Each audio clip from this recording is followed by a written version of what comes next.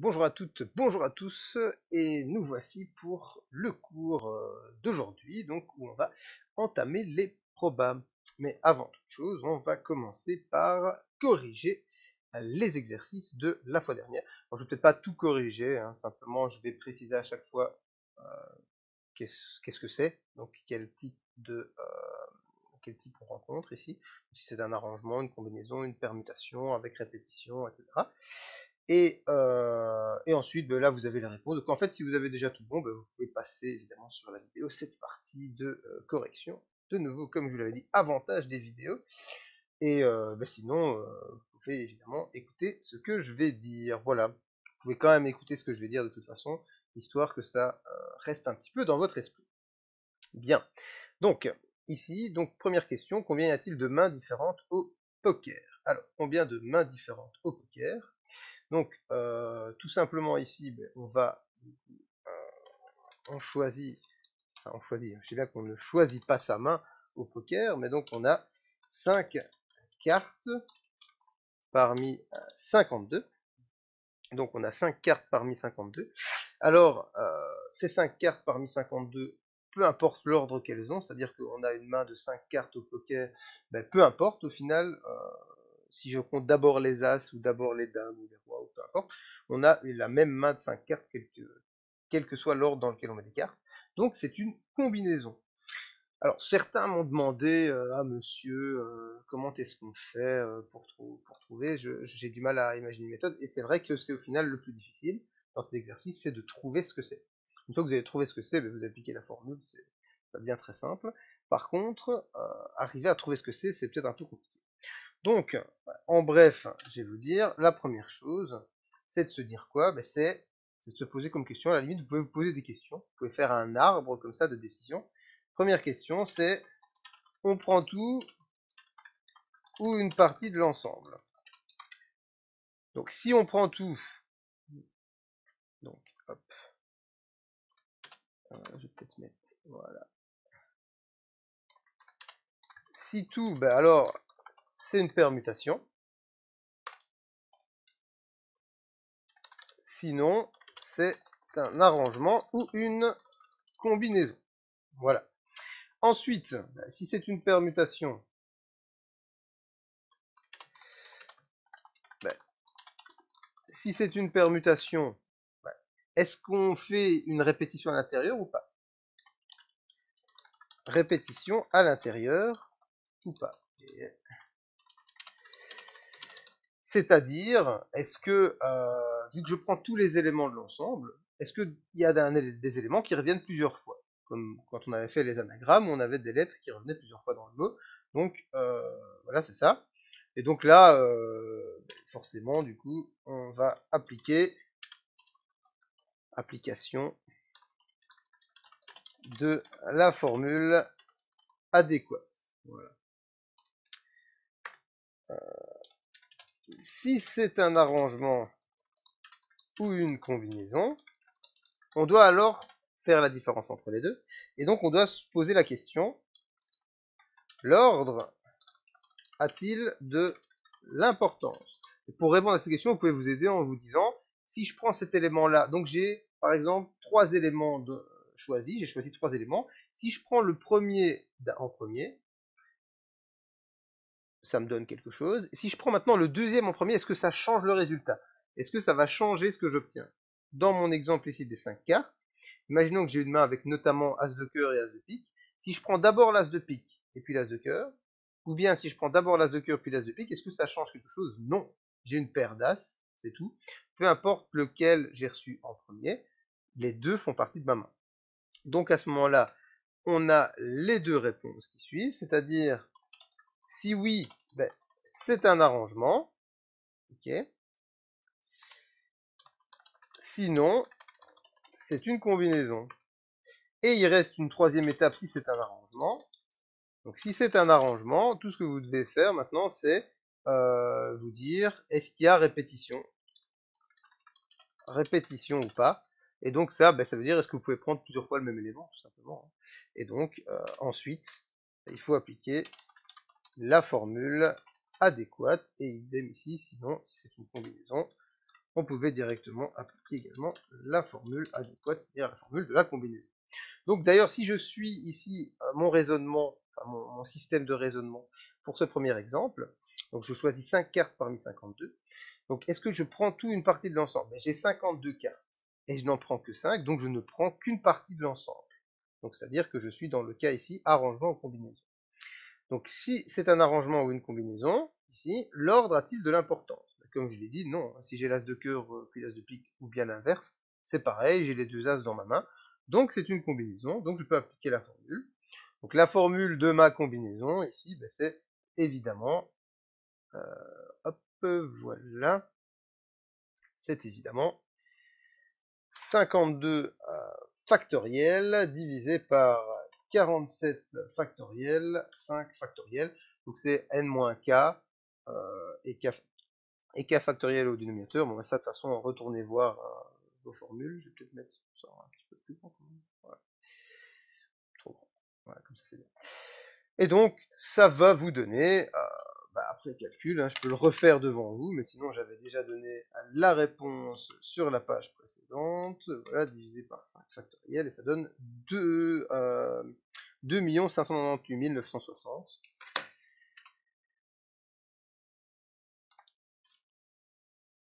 Voilà, donc 2 598 960, c'est bien la réponse que j'avais notée ici. Voilà.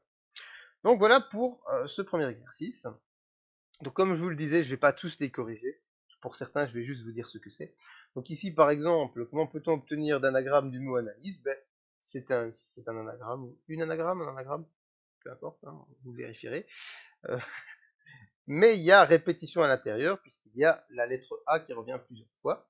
Donc vous devez appliquer la formule de permutation avec répétition.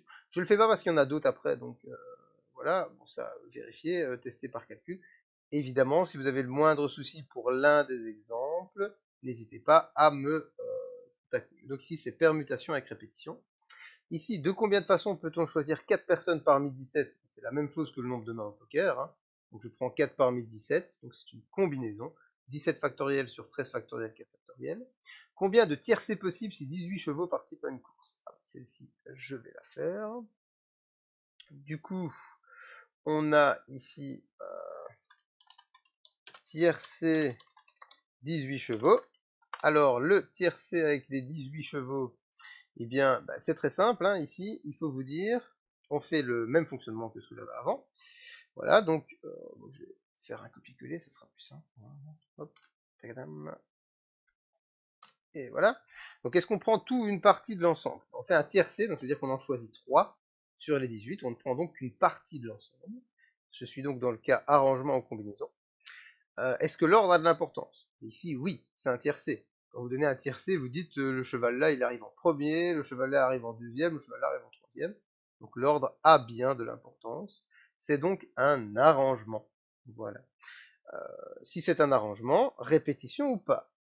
Là, il faut se poser la question, est-ce que je peux prendre plusieurs fois le même élément?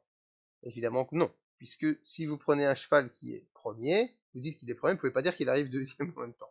Il arrive soit premier, soit deuxième. Il n'y a donc pas de répétition. Et si vous allez voir votre formule d'arrangement sans répétition, voilà, c'était donc cette formule-là, 28 sur 27 sur 26, donc c'est n sur n moins k factoriel. Ici, en l'occurrence, on en choisit 3 parmi 18. Donc la formule, ça va vous donner 18 fois 17 fois 16. Si vous appliquez la formule telle quelle, c'est 18 factoriel divisé par 18 moins 3 factoriel, donc divisé par 15 factoriel. Et ça fait donc bien 18 fois 17 fois 16. Et donc là, 18 fois 17 fois 16, ça fait 4896. C'est bien la réponse que j'avais donnée ici. Voilà. Alors, combien de séries différentes peut-on obtenir en jouant à pile ou face 7 fois de suite? Celui-là est un petit peu plus compliqué. Il a l'air simple comme ça. Et le truc, c'est que vous ne devez pas vous bloquer non plus avec un fonctionnement et avec les formules. Vous pouvez aussi réfléchir. Ça paraît bête à dire, mais souvent, il y en a beaucoup d'entre vous qui vous dites, ah, j'aime pas les maths, je comprends rien, j'ai du mal, donc je vais essayer d'appliquer une méthode, la faire tout le temps. Et voilà. Alors qu'en réalité, si vous vous posez un petit peu la question, oui, mais si je fais ça, qu'est-ce qui se passe? Vous allez trouver quand même, hein, donc ne vous imaginez pas que vous soyez bête, je suis certain que vous ne l'êtes pas. Voilà. Donc, et puis en plus, des fois, quand vous avez un exemple comme ça, si vous prenez le même exemple mais avec moins d'éléments, ben, vous pouvez trouver très facilement la solution. Par exemple, si j'essaie en faisant pile ou face 2 fois de suite. Ben, si je fais pile ou face 2 fois de suite, il me suffit de noter les différentes possibilités. Je vais avoir pile-pile, je vais avoir pile-face, face-pile et face-face. Voilà. Donc, ben voilà. Il était bien. Ok, donc ben voilà, on a 4 possibilités. Donc pour avoir 4 possibilités, ben, j'ai fait quoi? J'ai fait 2 fois 2.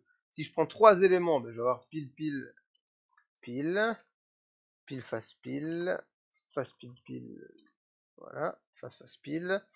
Et puis du coup, ben, pile-pile-face, pile-face-face, face-pile-face et face-face-face. Et donc là, j'en ai 8. J'ai fait donc 2 fois 2 fois 2.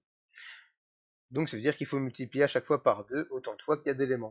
Donc en gros, vu que je prends cet élément, ici, ben, je vais faire 2 fois 2 fois 2 fois 2 fois 2 fois 2 fois 2. Voilà, donc 2 exposant 7. Ce qui fait que si j'écris ça sous forme d'une équation, ben, là, j'ai 2 exposant 7. Voilà. Ce qui me donne bien évidemment 128. Voilà.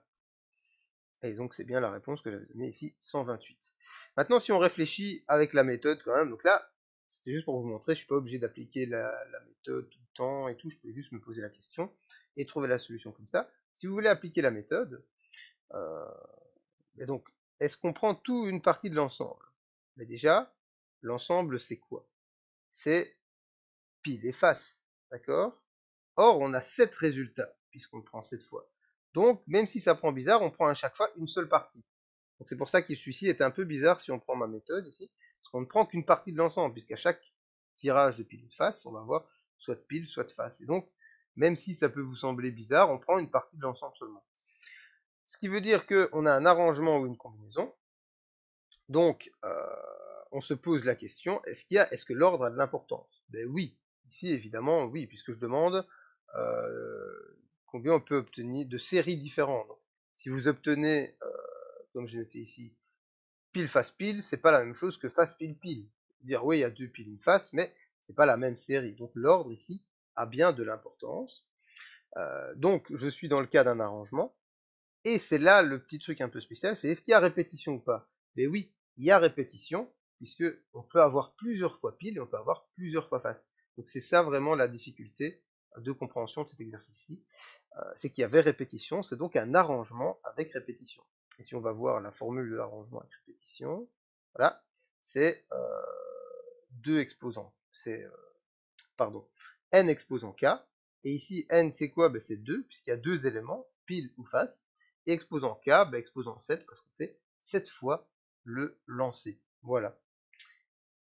Donc, comment on fait ceci? Ok, donc voilà. De combien de façons peut-on aligner 3 garçons et 4 filles maintenant? Donc, pour aligner 3 garçons et 4 filles, sachant que comme je l'indique, peu importe si quel garçon on met en premier ou quoi, donc c'est l'important c'est de savoir si on a garçon, fille, fille, garçon, garçon, garçon. Et donc là, on sait qu'on a 7... non, pardon. Faut que je revoie. On a 3 garçons et 4 filles. Voilà, 7 personnes, 2 points, 3 garçons et 4 filles. Voilà. Donc on a ici 3 garçons et 4 filles. Ici, on vous demande d'aligner les 7 personnes. Là, vous avez 7 personnes, vous alignez les 7 personnes, donc on prend tout. On prend tout l'ensemble. On a un ensemble de 7 personnes, on prend tout l'ensemble. Et donc si on prend tout l'ensemble, c'est une permutation. Sauf que, est-ce qu'il y a répétition? Ben oui, puisqu'il y a 3 fois garçon et 4 fois fille. Donc il y a bien répétition dans cet ensemble. Ce qui veut dire que ben, j'applique la formule, là de nouveau, tout simplement. Une fois que vous avez trouvé ce que c'était, comme je disais, c'est très simple. Et la formule, c'est quoi? C'est 7 factoriel, hein, puisque c'est le nombre de permutations, donc 7 à 7 personnes, 7 factoriel. Mais on divise par le factoriel du nombre de trucs qui se répètent. Donc comme il y a 3 garçons, on divise par 3 factoriels. Et comme il y a 4 filles, on divise par 4 factoriels. Voilà. Et ça me donne 7 factoriel sur 3 factoriel, 4 factoriel. Ça donne divisé par 4 factoriel. Hop. Voilà, 35. 35, et c'est bien la réponse que j'avais donnée ici. Voilà. Alors, de combien de manières peut-on placer 5 boules rouges, 3 vertes et 2 bleues, l'une à côté de l'autre? C'est le même exercice. C'est le même exercice, sauf que les valeurs changent. Donc, c'est de nouveau une permutation avec répétition. Donc, ça, je vous laisse réfléchir par vous-même. Ensuite, combien d'équipes de 3 peut-on former à partir de cette personne? C'est une combinaison. Cette fois-ci, on prend cette personne et on regarde combien d'équipes de 3 on peut former. Et j'ai mis cet exercice, pourquoi? Parce qu'il y avait déjà d'autres combinaisons qui revenaient. Parce que ici, on obtient 35 et c'est le même résultat qu'ici. Donc c'est ça qui est marrant de se dire, c'est que on a au final une permutation avec répétition qui va donner le même résultat qu'une combinaison. Donc vous voyez que tout est lié au final dans ce que je vous explique. Et ensuite, combien de glaces de 4 parfums différents peut créer à partir de 9 parfums? Donc c'est de nouveau une combinaison, parce que peu importe l'ordre des parfums, vous allez avoir quand même 4 parfums différents, donc on prend 4 éléments parmi 9. Donc vous voyez, je vous ai mis aussi beaucoup de combinaisons. Je vais pas faire semblant que je l'ai prévu à l'avance, mais d'un côté, ça vous montre que souvent dans les exercices, c'est quand même souvent des combinaisons, puisque c'est quelque chose qui revient le plus souvent. C'est ce qui revient le plus souvent en général, c'est une combinaison. D'ailleurs, la formule de la combinaison, on l'utilise également dans d'autres domaines de proba qu'on ne verra pas ensemble, rassurez-vous. Voilà pour ces exercices. Donc, de nouveau, si vous avez le moins de problèmes, s'il y a quelque chose que vous n'avez pas compris, s'il y a un exercice que vous dites, mais monsieur, je n'obtiens pas ça, je ne suis pas omniscient, donc ça veut dire simplement omniscient, c'est qui sait tout. Donc comme je ne suis pas omniscient, je fais des erreurs, donc il est possible que je me sois trompé sur un de ces exercices. Si c'est le cas, ne vous inquiétez pas, n'hésitez pas à me poser la question si vous pensez que je me suis trompé. Ça se peut aussi que ce soit moi qui me sois trompé, évidemment. Et là, je ferai la correction, évidemment, la fois prochaine. Voilà. Bien. On va passer, du coup, à la suite. Voilà. J'enregistre sur le cours du 11 du 2, donc vous aurez la solution sur Moodle. Donc, je remonte sur Moodle. Voilà. On est sur Moodle. Vous avez ici le cours du 11 du 2 avec le PP du cours. Je mettrai à jour le PP et vous aurez les solutions ici qui seront dans ce PP. Voilà. Et on a le cours du coup d'aujourd'hui, enfin qui a déjà commencé, la correction ça en fait partie, mais où on va faire donc de la proba. Bien. Alors, voilà, comme ceci. Alors, la proba. Donc déjà, je vais vous montrer un petit peu quand même effectivement ce qu'il y a dans le cours. Donc on parle de probabilité simple. On a plusieurs définitions. Plusieurs définitions. Je vais peut-être juste m'arrêter sur une ou deux qui sont intéressantes. Mais nous, je vous demande pas de retenir tout. C'est juste pour que vous sachiez un peu de quoi je parle. Donc une épreuve. Voilà, voilà, pas tellement intéressant pour forcément de retenir le mot épreuve. Par contre, l'univers, c'est intéressant. L'univers ici, c'est quoi en probabilité? C'est l'ensemble des résultats possibles d'une, plutôt qu'épreuve, moi je préfère utiliser expérience aléatoire. Donc c'est-à-dire qu'on fait quelque chose, on fait une action, comme par exemple je lance des dés. Voilà. L'univers, ça va être l'ensemble des résultats possibles de ces dés. Tous les résultats possibles, c'est l'univers. Voilà. Ensuite, un événement, c'est quoi? C'est une éventualité, quelque chose qui peut se réaliser quand j'effectue mon expérience aléatoire. Par exemple, je lance les dés.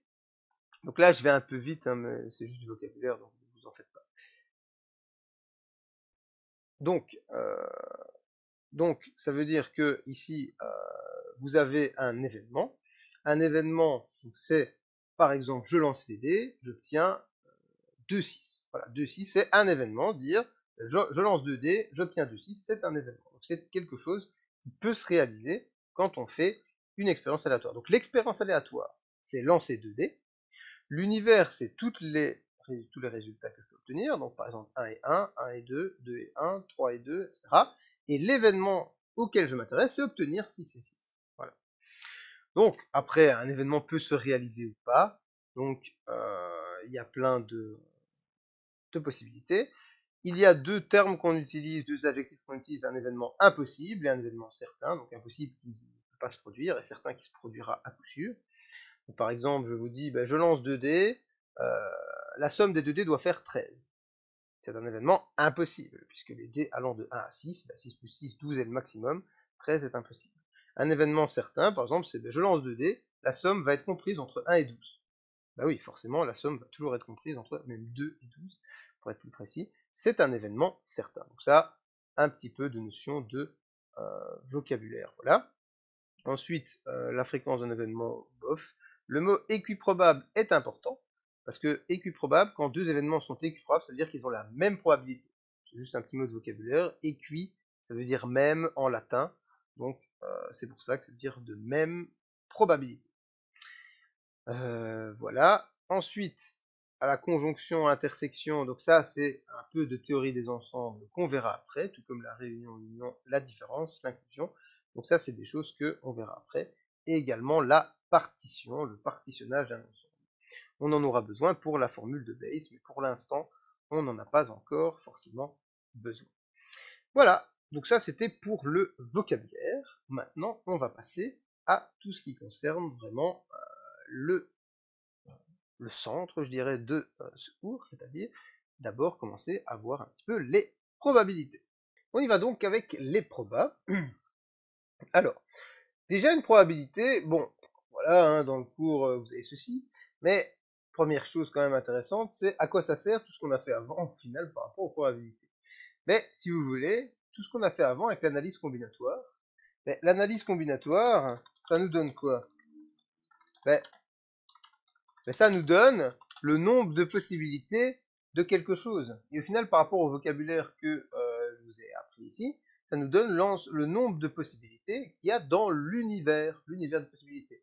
Donc, par exemple, si je fais l'expérience aléatoire, je vais reprendre ici, voilà, je fais l'expérience aléatoire de sélectionner une main de 5 cartes au hasard dans un jeu de 52 cartes. Mais mon univers est composé de 2 598 960 possibilités de combinaison de 5 cartes parmi les 52 qu'il y a dans un jeu de cartes. Voilà. Donc, au final, l'analyse combinatoire ici, ça nous donne à chaque fois le nombre d'éléments qu'il y a dans l'univers des possibles. L'univers des possibilités, eh bien, on a le nombre d'éléments qui est donné par l'analyse combinatoire. Et donc, à partir de là, on peut définir une probabilité. Et on va définir une probabilité. Comment? Donc, nous donne, comme je disais, le nombre d'éléments de l'univers des possibilités d'une expérience aléatoire. Voilà. Et ben donc forcément, pour avoir la probabilité, on définit alors la probabilité comme, ça c'est une définition, on va dire, comment je vais exprimer ça, moyennement mathématique. C'est-à-dire que on définit la probabilité avec des notions mathématiques très, très abstraites comme ça que je vois évidemment pas avec vous. Mais ici, une définition, je dirais, assez classique, c'est le nombre de cas favorables divisé par le nombre de cas possibles. Alors, le dièse ici, ou le hashtag si vous préférez, ça veut dire nombre. Ça veut dire le nombre de cas favorables divisé par le nombre de cas possibles. Ça veut dire quoi, ça? Et ça veut dire que quand vous faites une expérience aléatoire, vous comptez tout simplement toutes les possibilités, et vous comptez également toutes les possibilités où on a une réussite par rapport à ce qu'on essaie d'obtenir, et on divise l'un par l'autre. Voilà. Alors vous allez me dire, voilà, mais ça veut dire quoi tout ça? Et ben à ce moment-là, il suffit de prendre un exemple. Par exemple, obtenir la main grande suite. Non, pas grande suite, qu'est-ce que je dis moi? Je vais plutôt utiliser les termes anglais, hein, désolé, mais je connais mieux qu'en français. Donc une quinte flush royale en cœur, donc c'est-à-dire ben, As, Roi, Dame, Valet et 10 de cœur. Mais quelle est la probabilité d'obtenir ça? Et donc, proba d'obtenir ça, c'est égal à Et donc, le nombre de cas possibles divisé par le nombre de cas favorables, pardon, divisé par le nombre de cas possibles. Le nombre de cas favorables, il y en a combien? Il y en a un seul, hein, puisque c'est obtenir exactement cette main-là. Donc il y a un seul cas favorable, c'est cette main-là, divisé par le nombre de cas possibles, et qu'on avait calculé du coup au truc précédent, c'est-à-dire c'est-à-dire ce nombre-là. Voilà. Hop, je vais simplement faire un copier-coller, c'est quand même beaucoup plus simple. Voilà. Et donc ça nous donne du coup notre probabilité. Voilà. Alors, cette probabilité, ici, c'est un cas très simple que je vous ai donné, mais il y a plusieurs conditions à ça. Donc, enfin, il y a plusieurs conditions. Il y a surtout une grosse condition, c'est que tous les cas soient équiprobables. Donc, équiprobables, comme je viens de vous le dire, c'est qu'ils ont la même probabilité. Alors, pourquoi il faut que tous les cas soient équiprobables? Parce que sinon, ça marche pas bien. Imaginez que je lance une pièce. Je l'ai trafiquée et elle va tomber 80% du temps sur pile. D'accord? Et puis je vous dis, je lance 5 fois la pièce. Le nombre de, je demande la probabilité d'obtenir 5 faces par exemple. Le nombre de cas favorables, vous allez me dire, il y en a un, c'est faire 5 faces. Et le nombre de cas possibles, ben, on va calculer le nombre de cas avec 5 lancés. Donc c'était comme on a fait tout à l'heure, hein, 2 exposant 5, donc 32. Donc ça fait 1 sur 32. Alors qu'en réalité, non. Parce que par exemple, le fait d'avoir pile, pile, pile, pile, pile, c'est beaucoup plus probable que d'avoir face, face, face, face, face, puisque la pièce est trafiquée et tombera plus souvent sur pile que sur face. Donc là, les cas ne sont pas équiprobables et donc on ne peut pas appliquer la formule. Rassurez-vous, la plupart du temps, ça sera équiprobable. Et sinon, ben, vous saurez que vous aurez une autre formule à utiliser. Et donc ça, c'est comment on définit une proba de base. Alors à partir de là, quand on voit ça, ben, on sait que le nombre de cas favorables, comme les cas favorables font partie des cas possibles, il sera toujours plus petit ou égal au cas possible.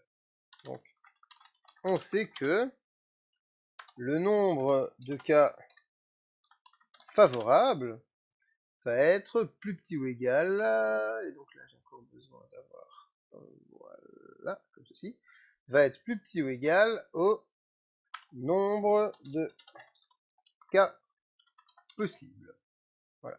Comme on sait que le nombre de cas favorables est plus petit ou égal au nombre de cas possibles, c'est logique, hein, parce que les cas favorables, ils font partie des cas possibles. C'est juste des cas possibles particuliers qu'on recherche en particulier. Et donc, une probabilité sera toujours comprise entre 0 et 1. Et ça, c'est important de savoir ça. Pourquoi c'est important de savoir ça? Parce que vous n'imaginez pas le nombre de fois où on fait des erreurs de calcul, moi aussi, hein, j'en fais, hein, et j'obtiens à ce moment-là une valeur qui est plus grande que 1, par exemple, ou qui est négative, ou quoi. Mais là, vous devez tout de suite vous dire, c'est pas possible, parce que ma proba va toujours être comprise entre 0 et 1. Donc ça, c'est le genre de truc que, quand je vous dis ça, vous devez vraiment le mettre dans votre tête, parce que j'aime beaucoup vous proposer des moyens de vérification, des moyens de réflexion pour voir si ce que vous avez fait est réaliste ou pas. Parce que si je vous dis juste, calcule ceci, ah oui, ma réponse c'est 2,93, voilà quoi, est-ce que 2,93 c'est bon, c'est petit, c'est grand, c'est... Voilà. Tandis que là au moins, vous avez quelque chose pour vous repérer.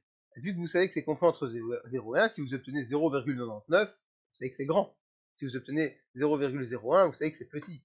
Tandis que si je vous parle de la taille d'un virus en centimètres, et que j'obtiens 0,01, c'est énorme. Un virus est évidemment beaucoup plus petit que 0,01 cm. Donc, vous voyez, les valeurs qu'on donne de manière absolue peuvent sembler grandes ou petites, et il faut le contexte. Et donc, c'est important vraiment d'avoir ce contexte quand vous faites un calcul, quand vous réfléchissez. Une proba sera toujours comprise entre 0 et 1. Donc là, c'est la définition de base des probas. À partir de là, cette petite chose-là, on peut déjà faire certains exercices. Donc là, je vais juste continuer en vous présentant la suite de la théorie avec les probas, mais évidemment, et après je donnerai du coup tous les exercices, mais évidemment, vous pouvez également vous dire, ici, je vais faire déjà quelques exercices. En fait, je suis bête, faites pas attention à ce que je viens de dire, je vais directement vous donner quelques exercices que vous pouvez déjà faire rien qu'avec ça. Voilà. Alors,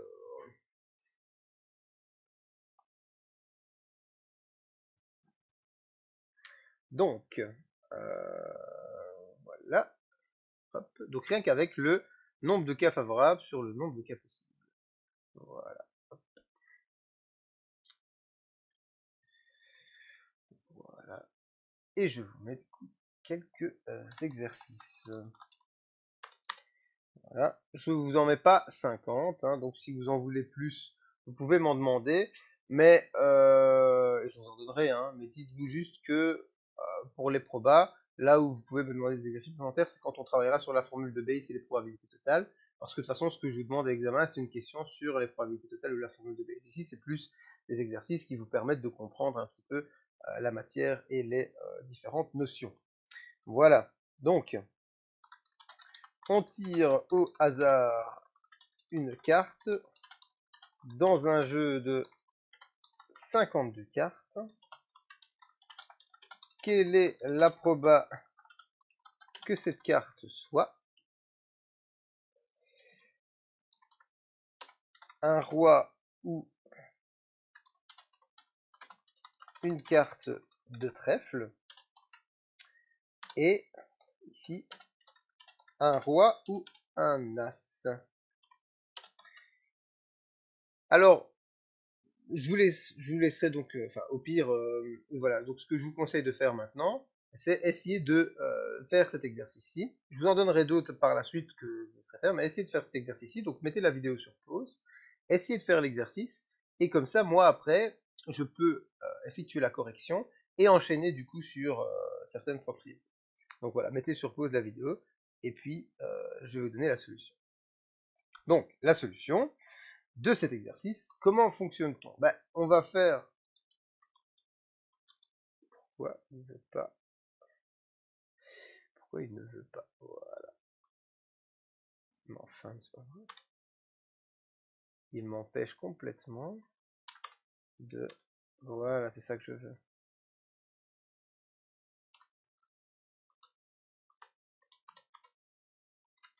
Voilà, hop. Et hop. Voilà, excellent. Enfin, je peux écrire quelque chose ici.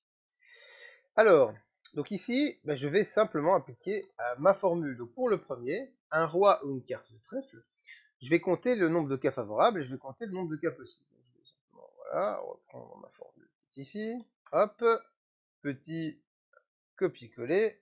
Hop, voilà, hop. Et donc ça, ben, ça va être égal à quoi? On va tout simplement compter, hein. Donc le nombre de cas possibles. Déjà, je tire une carte au hasard dans un jeu de 52 cartes. Donc il y a combien de possibilités? Ben, il y a 52 cartes. Puisque donc il y a 52 possibilités de cartes dans un jeu de 52 cartes. Maintenant, le nombre de cas favorables, ben, ça doit être un roi ou une carte de trèfle. Donc déjà, il y a 4 rois. Donc ça me fait 4 bonnes possibilités. Ou une carte de trèfle. Donc il y a 13 cœurs, 13 carreaux, 13 trèfles et 13 piques. Il y en a 13 de chaque. Ce qui fait que ça me fait également 13 cartes de trèfle. D'accord. Donc on a 4 rois et 13 trèfles, ça fait 17. Sauf que il y a le roi de trèfle qu'on ne doit pas compter deux fois. Donc en fait, ça me fait ici 16. Voilà. Donc comme ça, on a directement la réponse. Donc vous voyez, il suffit de compter. Donc pour le suivant, voilà, hop. Voilà, pour le suivant, donc pour le deuxième, on a donc, voilà, comme ceci, le nombre de cas favorables sur le nombre de cas possibles. Donc le nombre de cas possibles, c'est toujours pareil, on a pris une seule carte dans un jeu de 52, donc il y a 52 possibilités. Et ici, donc, les possibilités que ce soit un roi ou un as, ben, il y a 4 rois et 4 as, donc il y a 8 possibilités sur 52. Et vous voyez, il suffit de compter et de faire ça comme ça. Parfois, pour compter, il faut utiliser l'analyse combinatoire. C'est-à-dire que si je vous dis quelle est la probabilité de réunir Gaspard, Michel et Alphonse parmi les 28 personnes de la classe, ben, ça veut dire qu'on sélectionne des équipes de 3 parmi 28, et donc là, vous comptez avec l'analyse combinatoire, et vous avez un cas favorable qui est Gaspard, Alphonse et je sais plus ce que j'avais dit, bon, bref, peu importe. Et donc là, vous pouvez parfois avoir à compter dans certains exercices le nombre de cas favorables et le nombre de cas possibles. Voilà. Donc j'ai encore quelques exercices. Donc exercice suivant. Voilà. Donc, une urne contient une boule bleue, 2 blanches et 3 rouges. Une seconde urne contient une boule rouge, 2 blanches et 3 bleues. Voilà. Une boule est tirée au hasard dans chaque urne. Voilà. Et je vous demande à ce moment-là, sous question, voilà, quelle est la probabilité que les deux boules soient de la même couleur? Voilà. Et donc là, ça se complique un petit peu parce qu'il y a beaucoup plus de possibilités. Et pour cela, et donc une deuxième sous-question, hein, je vous la donne quand même, la probabilité d'avoir de rouge est-elle plus grande que celle d'avoir de blanche? Voilà. Et là, on introduit du coup une autre notion de probabilité avec cet exercice. Donc là, de nouveau, je vous laisserai du temps pour le faire par vous-même. Hein. Mais d'abord, du coup, je dois vous introduire une nouvelle notion, qui est la notion de d'union et d'intersection et d'union de probabilité. Donc, ici, vous avez remarqué dans l'exercice précédent, ce n'est pas un exercice anodin, le OU a un but précis. C'est-à-dire que on doit, on ajoute en fait les différentes possibilités. C'est-à-dire que là, je vais déjà vous montrer un petit peu comment on écrit ça en termes de langage mathématique, les probas. Donc déjà, quand j'écris les probas, je mets un grand P. Alors normalement, là, je sais pas le faire sur PowerPoint, mais c'est un grand P qui a c'est deux barres. C'est-à-dire que, comment dire, le pied du P, donc la barre ici à gauche, elle est double en fait. Donc, vous avez double barre, et puis la petite scroll du P. Et ça, c'est pour écrire une proba. Et puis, entre parenthèses, vous mettez la proba de quoi? Et alors, bah, vous pouvez donner des noms à vos événements. Donc, par exemple, dans l'exercice précédent, le A, c'est obtenir un roi. Voilà. B, c'est obtenir un trèfle. Voilà. Et là, du coup, je peux calculer la probabilité de A. La probabilité d'obtenir un roi, bah, comme il y a 4 rois, c'est 4 divisé par 52, hein, comme on a vu. La probabilité de B, donc la probabilité d'obtenir un trèfle, c'est, on avait 13 trèfles, hein, donc c'est 13 sur 52. Donc vous voyez un petit peu comment on note ça. Je note P de l'événement, et je note la probabilité que ça a. Et donc maintenant, ici, comment je vais noter le fait d'obtenir un roi ou obtenir un trèfle? Eh bien, c'est là qu'on va faire intervenir des notions d'ensemble. Donc, les notions d'ensemble, c'est-à-dire l'union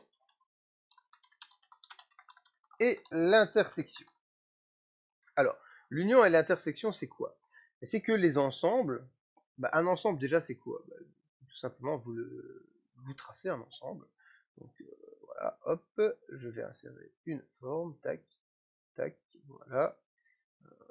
Je la remplis en blanc, évidemment. Voilà, là j'ai un ensemble. Ok.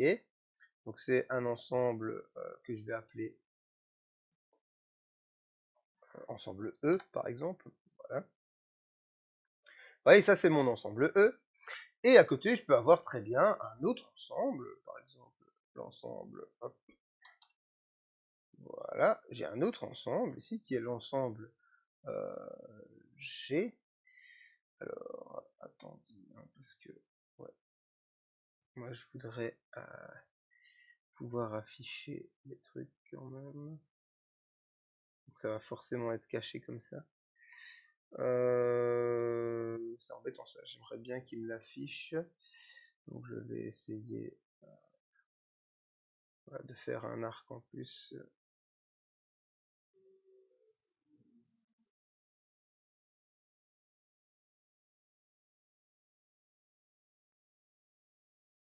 Pourquoi il veut pas me le faire correctement? Son arc. Ouais.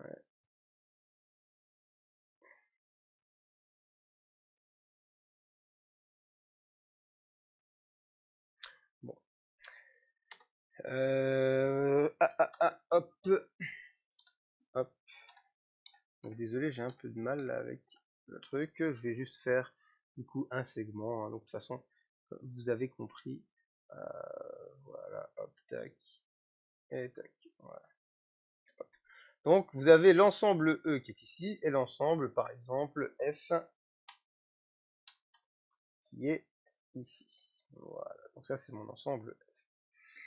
Et donc, quand vous avez deux ensembles comme ceci, donc l'ensemble E ici, l'ensemble F qui est ici, ici c'est tout ce qui est commun entre E et F.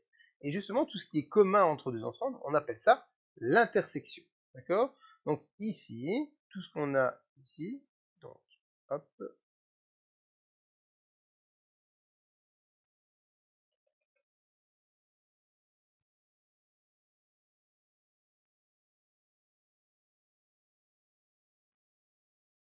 voilà, même si c'est pas super bien fait, hein.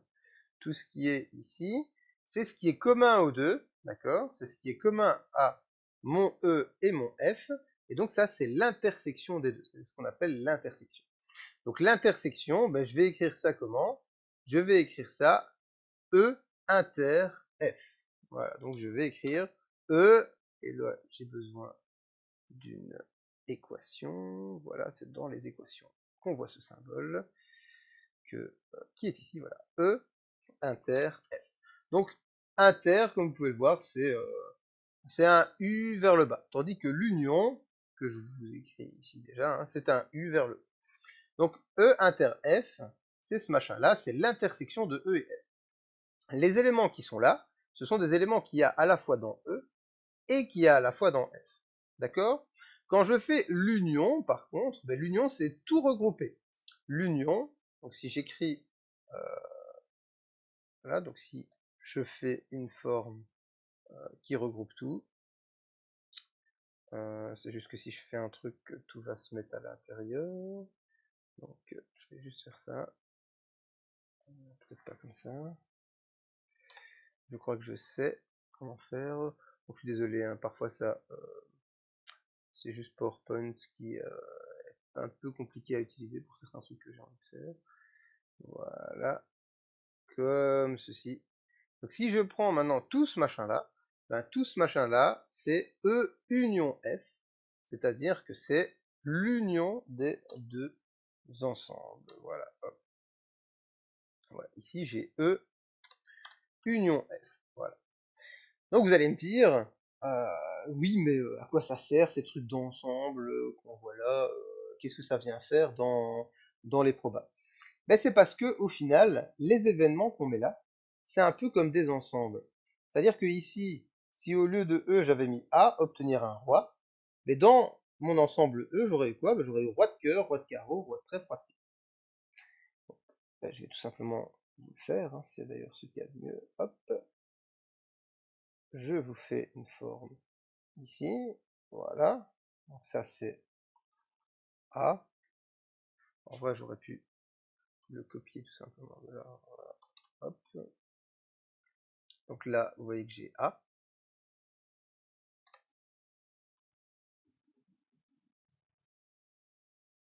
Hop.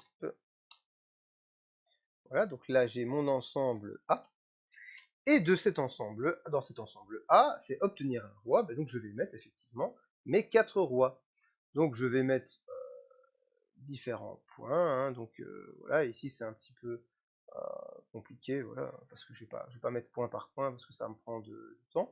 Et donc si c'est obtenir un roi, ben, vous allez avoir différents points qui sont roi de cœur, roi de carreau, roi de trèfle et roi de pique. Voilà, hop, hop. Voilà, donc je vais avoir ici, hop, et là non, pas toi.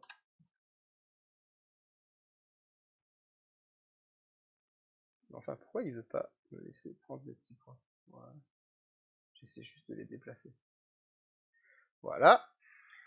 Donc, ici, bon, je vais quand même le noter. Comme ça, ce sera clair pour tout le monde. hop, roi de cœur, roi de carreau,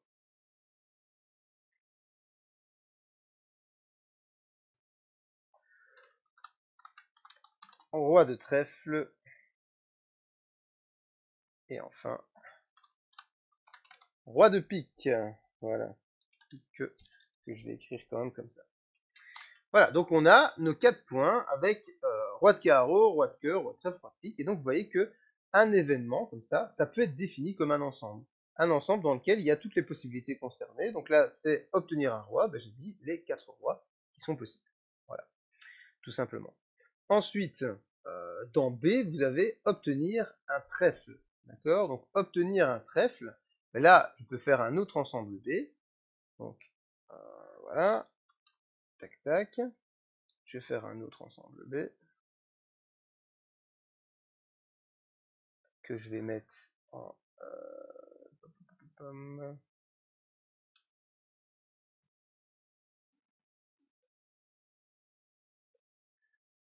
j'essaie juste de le mettre non pas en position mais en arrière-plan. Normalement il y a moyen de le mettre en arrière-plan, je crois. Peut-être dans le format de la forme qui est ici. Je pense qu'il y a moyen de le mettre en arrière-plan. Ah voilà, reculer je pense. Voilà, arrière-plan. Voilà, comme ça c'est très bien. Bon, il est en arrière-plan de tout. C'est un petit peu embêtant. Mais on va dire que on a notre ensemble B. Bon, déjà, en fait, ce que je vais faire, c'est que je vais... Voilà, je vais prendre ça et je vais faire ça sur une nouvelle diapositive. Voilà. Ici, comme ceci. Voilà.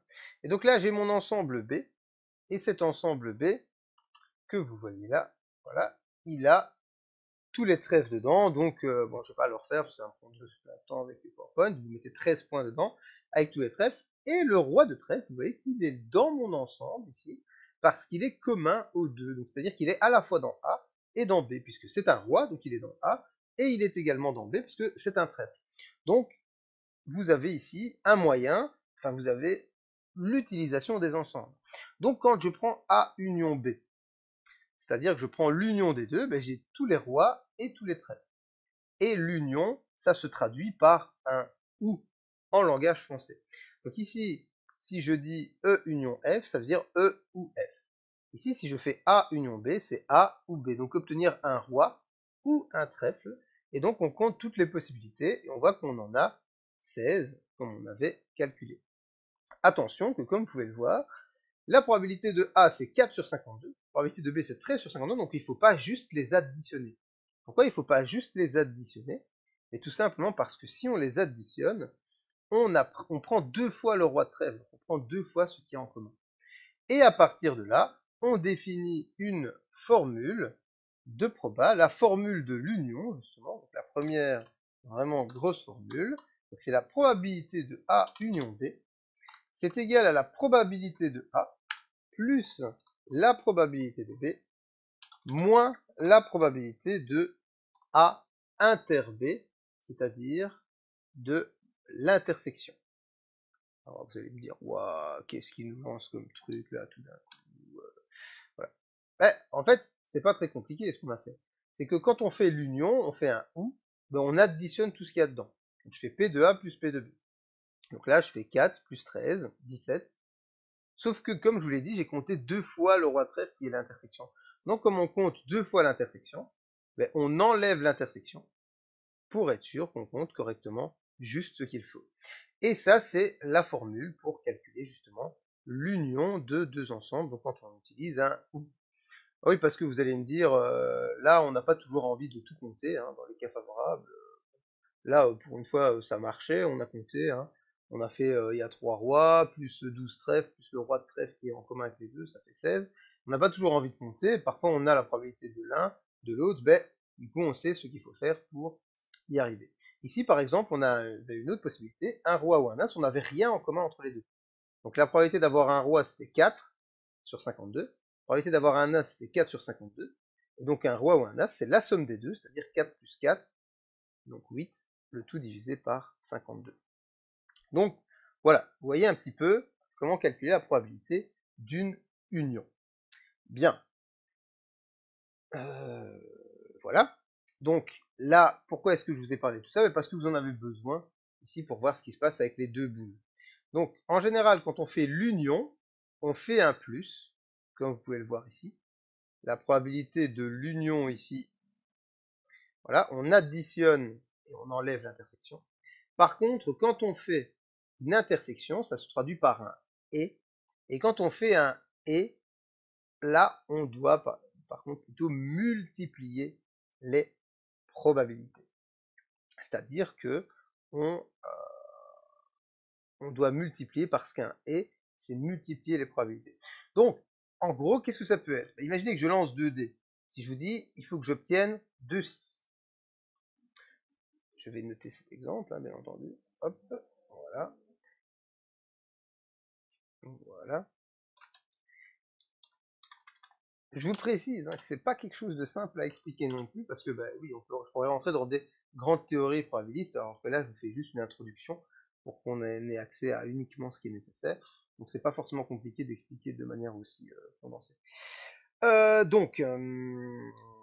exemple, je lance 2 dés, proba d'avoir 2 6. Voilà. Et déjà, si je vous demande la proba d'avoir 2 6, comment est-ce qu'on peut traduire ça autrement? En réalité, c'est la proba d'avoir un 6 au premier dé, et je le mets en gras, parce que le et ici est important, mais par contre le reste n'est plus en gras, merci, et un 6 au deuxième dé. D'accord? Donc à ce moment-là, P de... Pourquoi il me le remet en gras? P d'obtenir un 6, je mets P de 6 entre parenthèses. Ouais, je respecte pas toujours toutes les... Voilà, c'est pour vous expliquer. Hein. Voilà. Okay. Donc la probabilité d'avoir un 6, c'est 1 sixième, hein, parce que vous avez 6 résultats possibles au dé, le 6 n'en est qu'un. Voilà. Et donc, la probabilité d'avoir un 6, c'est 1 sixième. Là, si je veux avoir un 6 au premier dé et un 6 au deuxième dé, donc P d'avoir 2 6, c'est égal à, du coup, comme je vous le disais, on va multiplier. C'est-à-dire que la proba d'avoir un 6 au premier dé, c'est 1 sixième. La proba d'avoir un 6 au deuxième dé, forcément ça va pas changer entre les deux, c'est 1 sixième. Et donc, on obtient ici la valeur de 1 36e. Voilà. Et c'est l'intersection. Ça, c'est la formule de l'intersection, parce que l'intersection, ça se traduit par un et. Démonstration directement, enfin démonstration, illustration plutôt avec l'exemple que j'avais là. Avec l'exemple que j'avais là, si au lieu de ça, je vous avais demandé un troisième truc. Voilà, je vous ai demandé un troisième truc. Voilà. Et je vous demande d'avoir un roi et un trèfle. Donc, si je traduis un roi et un trèfle, c'est le roi de trèfle, évidemment. Et si je veux avoir le roi de trèfle, et donc, comment est-ce que je vais calculer la proba? Si je fais nombre de cas favorables sur nombre de cas possibles, c'est facile. Hein. Il n'y a que un seul roi de trèfle, donc c'est 1 sur 52. Maintenant, si j'utilise ma propriété, ici, avec mon A et mon B qui sont là, je vais essayer de résoudre ça. Hein. Donc, je vais faire, voilà, P de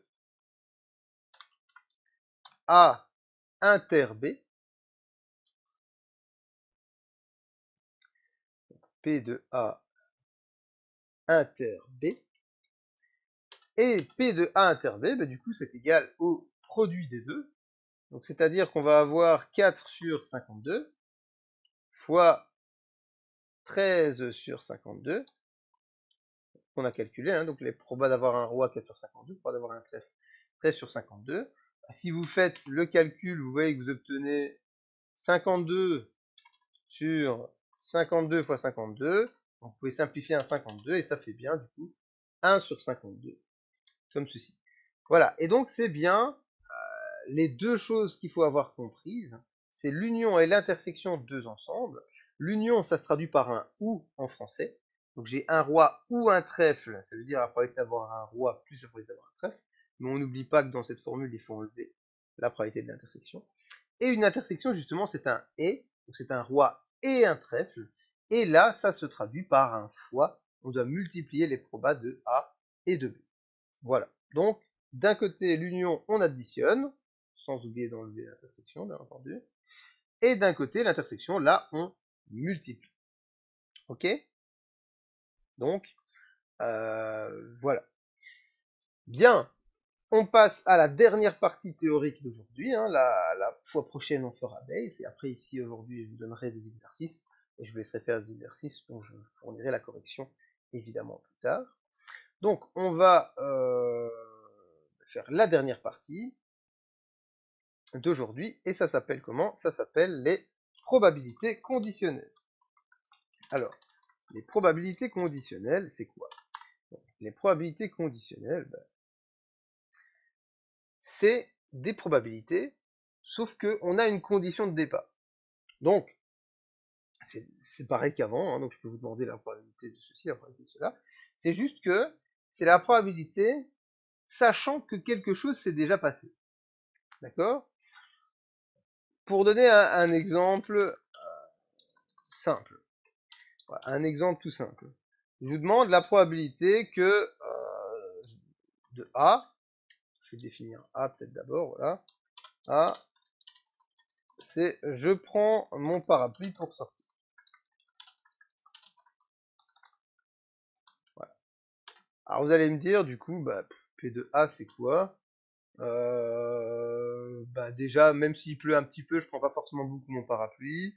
Donc quelle est la probabilité de manière générale que je prenne mon parapluie pour sortir? Bon, c'est compliqué à dire. Bon, on va supposer qu'il y a une certaine valeur, on va supposer que c'est 0,05 par exemple. Voilà. Quand je sors, une fois sur 20, je prends mon parapluie. C'est pas le cas, hein, mais bon. Voilà. Donc là, c'est intéressant comme truc, mais bon, sans plus. Maintenant, là où c'est intéressant, c'est que qu'est-ce qui se passe si je mets une condition? C'est-à-dire que si maintenant je définis B, c'est il pleut. D'accord?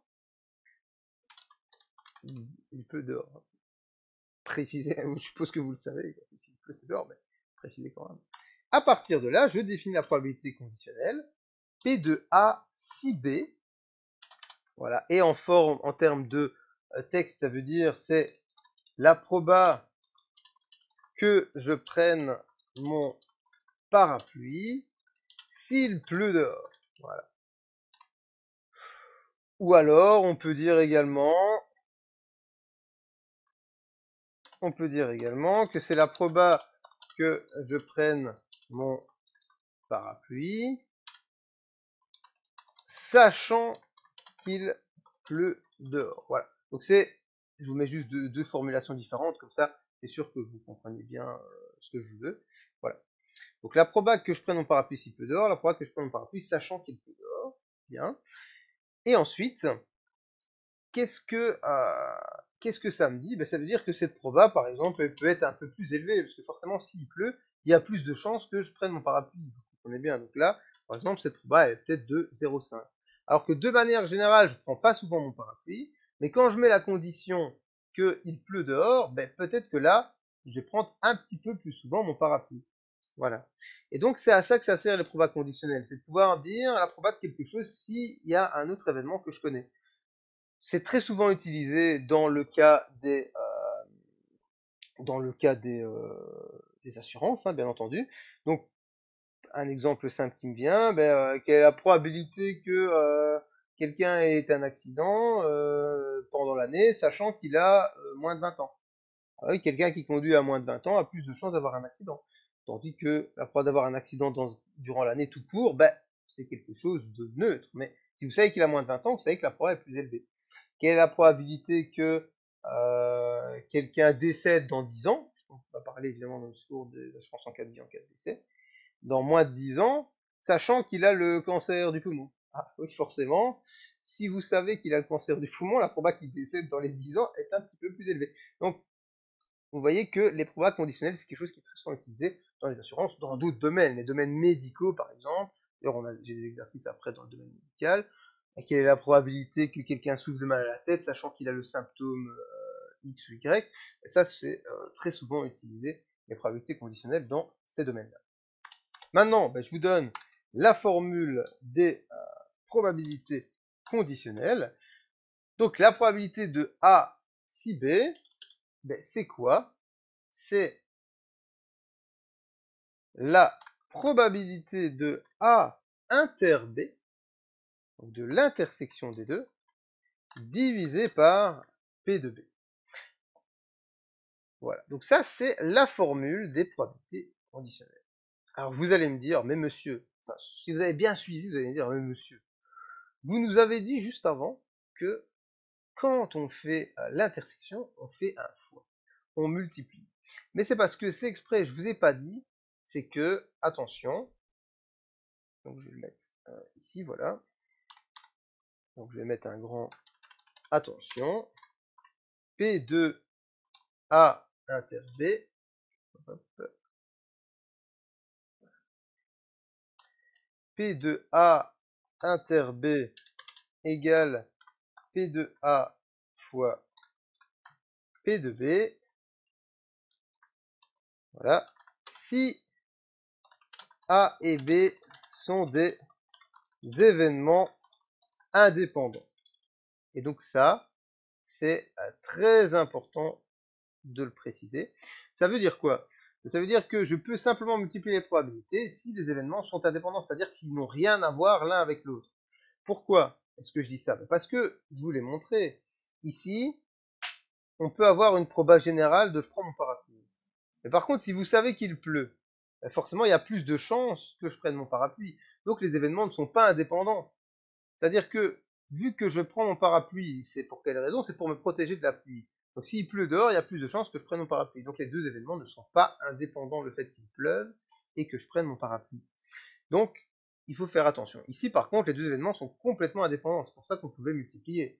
Oui, parce que le fait d'avoir un 6 au premier dé et un 6 au deuxième dé, ça n'a rien à voir. Le premier dé peut faire 1, le deuxième dé peut faire 6, le premier dé peut faire 2, le deuxième dé peut faire 6. Enfin, tout est possible et le lancer du deuxième dé n'est jamais influencé par le lancer du premier dé. Tandis que là, dans le cas de mon parapluie, si je connais le B, c'est-à-dire il pleut ou il pleut pas, forcément ça va changer mon A. S'il pleut, il y a plus de chances que je prenne mon parapluie. S'il pleut pas, il y a plus de chances que je le prenne pas. Donc, c'est pour ça que ce n'est pas toujours P de A fois P de B. Parce que, du coup, forcément, cette formule devient si A et B sont indépendants. Si A et B sont indépendants, comme je l'ai mis ici, on a P de A inter B qui est égal à P de A fois P de B.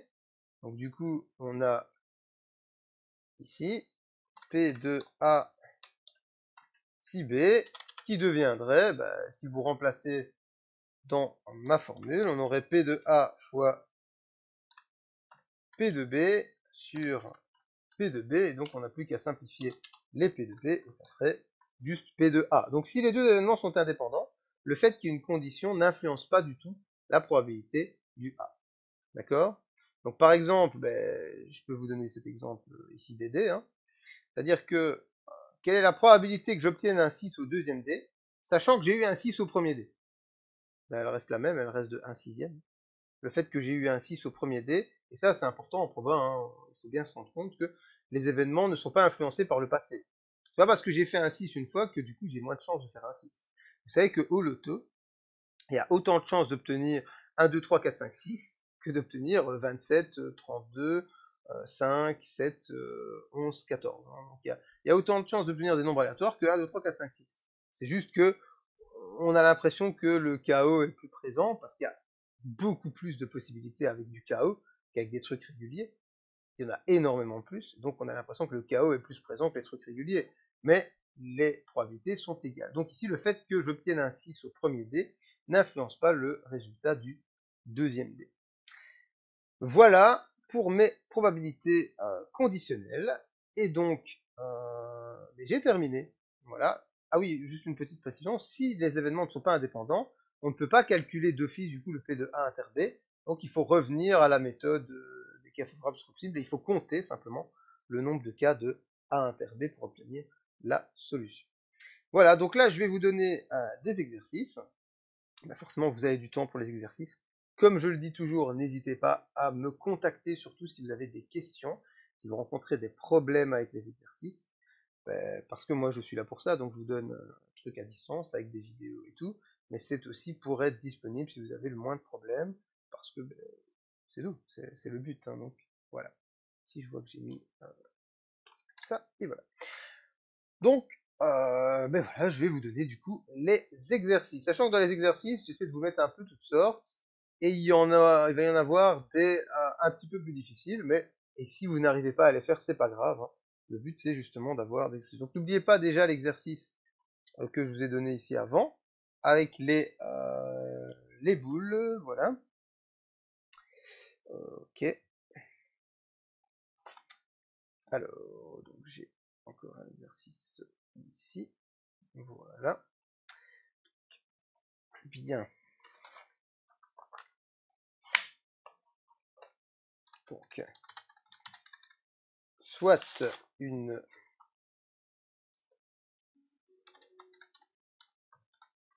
pièce, soit une pièce pipée qui a une proba de 2 tiers d'obtenir face. On jette 3 fois la pièce et on note les résultats possibles. Alors, je vous demande du coup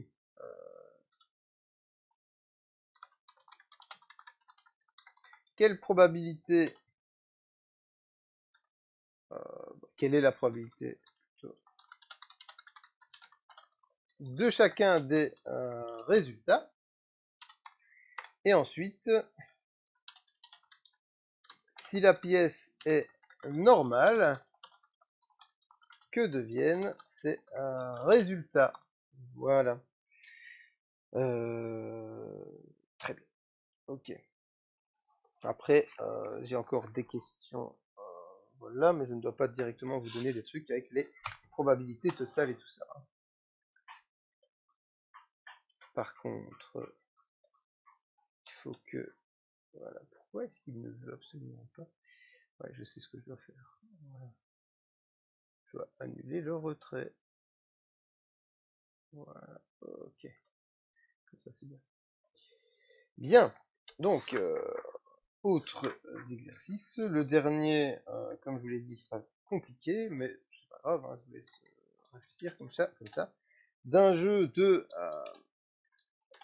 52 cartes. Oulala. Je vois que ma caméra, plutôt la luminosité ayant baissé. Voilà. Je pense que là ça va aller mieux. Voilà, désolé. D'un jeu de 52 cartes, on en extrait 13. Quels sont les probas? Voilà. D'obtenir 13 cœurs. D'obtenir 13 cartes de même couleur. D'avoir au moins un as. Et là, le au moins est déjà un concept intéressant. Au moins un as, ça veut dire un as, deux as, trois as ou quatre as. Donc à vous de réfléchir comment calculer ça de la manière la plus efficace possible. Et d'avoir au moins un cœur. Voilà.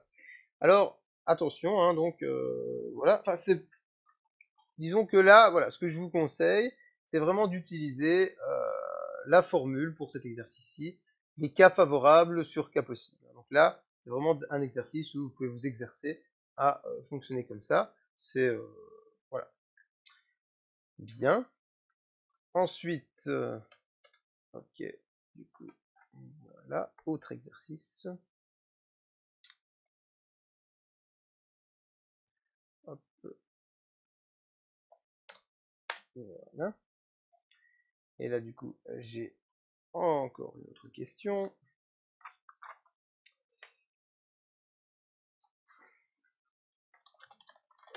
On jette 6 dés. Je précise normaux. Hein. Voilà.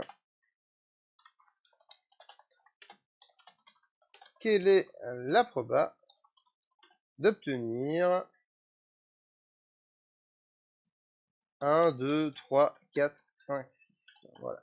Sachant que peu importe l'ordre, hein, c'est pas forcément 1 au premier dé, 2 au deuxième dé, 3 au deuxième dé. C'est à la fin, quand vous regardez vos dés, vous avez 1, 2, 3, 4, 5, 6. Voilà.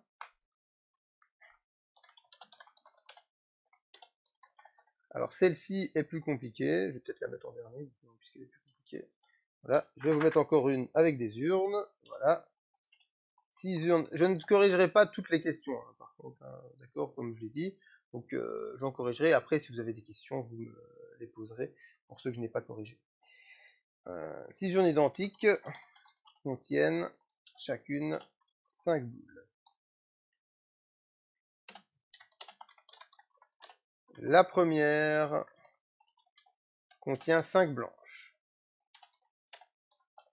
La deuxième, 4 blanches et une noire. La troisième, 3 blanches et 2 noires. Et ainsi de suite. La sixième contenant du coup 0 blanche forcément et 5 noirs.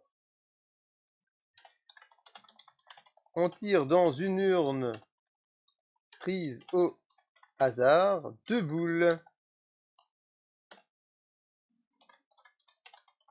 Proba d'obtenir. Oh, mais qu'est-ce que je fais moi? Non, je suis désolé, je vous ai mis une question que je vais vous poser après un autre. Pardon. Bref. Voilà, désolé, petite bêtise de ma part, mais c'est pas grave, vous aurez cette question après le prochain cours. Ok, bah donc du coup je finis ma question. On prend 5 cartes dans un jeu de 52. Voilà, et là je vous demande proba d'obtenir un carré, un full,